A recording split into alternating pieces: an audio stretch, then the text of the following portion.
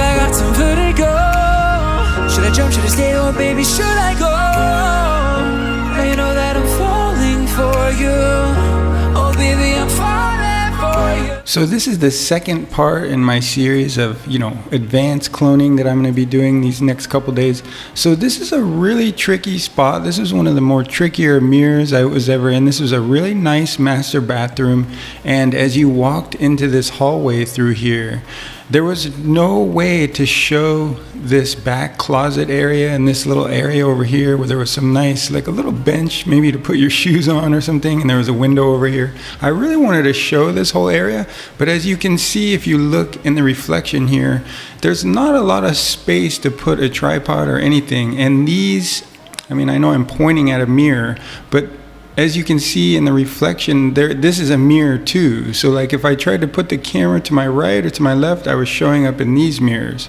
So at this point, the truth is I usually try and get out of these situations without doing anything like this. But at this point, I just said to myself, go ahead and put yourself in the mirror and get a frame where you're turning around and showing this. And that's what I did here. I'm showing the mirror's point of view is one way to put it. I'm showing the mirror's point of view. So one of the things I want to really kind of drill into your guys' heads is it doesn't have to, these things don't have to be so good. I think we're doing real estate and you just want to make sure you're doing it quick. So that's one of the things I almost try to get across in these lessons. I'm not trying to make everything perfect, okay? We're doing real estate, so the emphasis is going to be on the quickness of it all. So at this point, I was pretty happy with this photo. I did a little bit of lighting here. You can't see me, but I was probably standing over to the left here, wedged up over here. I did a little bit of lighting. I was pretty happy with this frame. And once again, I just feel like I need to take care of this mirror. And that's why I got this frame. I just walked over, put my back against the mirror, and took a shot of the thing that's in the mirror, okay? So I actually put my tripod against the mirror. So we're gonna get to see how this is done. Now, the first thing I'm gonna do is transform this by holding down Command T and just holding down the Shift key, and we wanna keep that aspect ratio the same for sure. And I'm gonna transform this. And I'm gonna note something here. Now, usually I would probably, I'm gonna hit return, and the first thing we're gonna have to do is go ahead and go up here to Image, Transform, and we're gonna flip this horizontally, right? Because if you look at it, like for example, the shower handle, it's on that side, right? So you're gonna have to flip these around when you do these techniques. So you go up to Transform and then flip horizontal.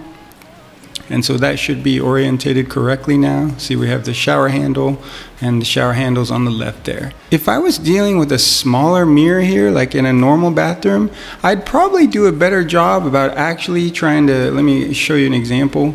Like I'd probably try and actually line these up to where things were the same size and the same aspect ratio. You see that shower handle? I'd probably actually try and line that up. But as you can see, that's not working here because we're not gonna have enough real estate, right? What's going to happen up here?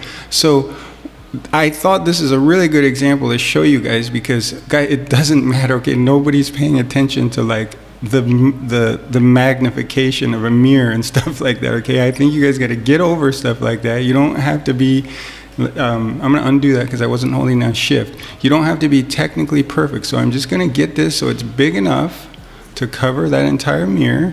And if you have to, it's perfectly fine to maybe come down here and even pull this out a little bit more, whatever you need to do.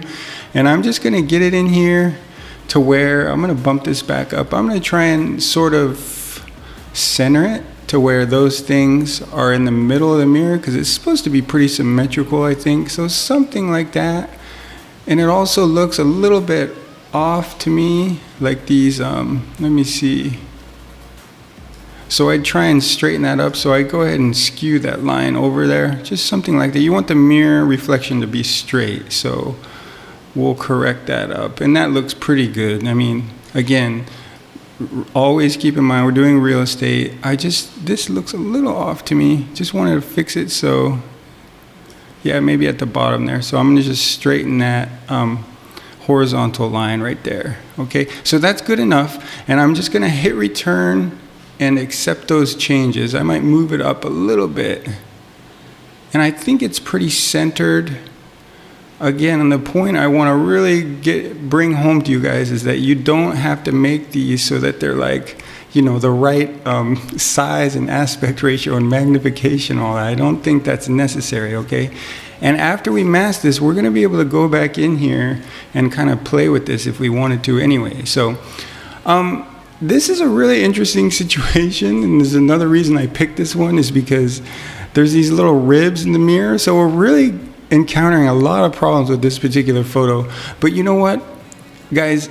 I decided, like, I know when I delivered this, I think I did deliver with the ribs in there, but I'm gonna do an alternate technique. In other words, I masked out here and I just went with it.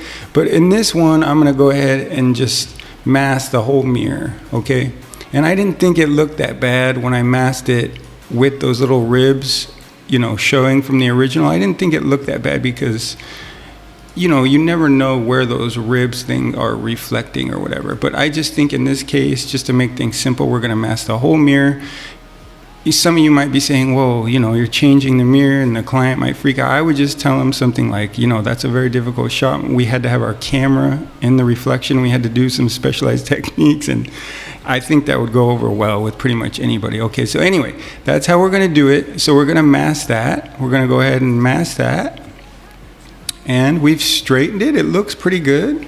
I actually feel like it got a little bit off again somehow, maybe not, but I'm gonna just show you guys that you can go ahead, you wanna unlink that chain right there and select your reflection layer, and you can go ahead and play with these all you want after the fact, after you've masked them, okay? Make it so that it looks better to you or whatever, okay? You could rotate it, you could do anything you wanted, okay?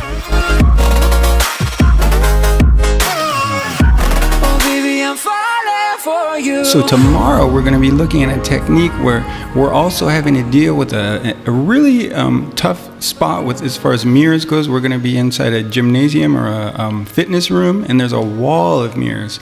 And as you'll find, if there's a wall of mirrors and it's just, you know, the whole room is filled with mirrors, this technique probably isn't going to work, or at least I wouldn't recommend it because it gets more difficult. This is more works when there's a smaller mirror in a bathroom. In this case, we did it with a little bit bigger mirror, but when there's a wall of mirrors, we're going to look at a different technique. So make sure you stay tuned for that. That's going to be tomorrow.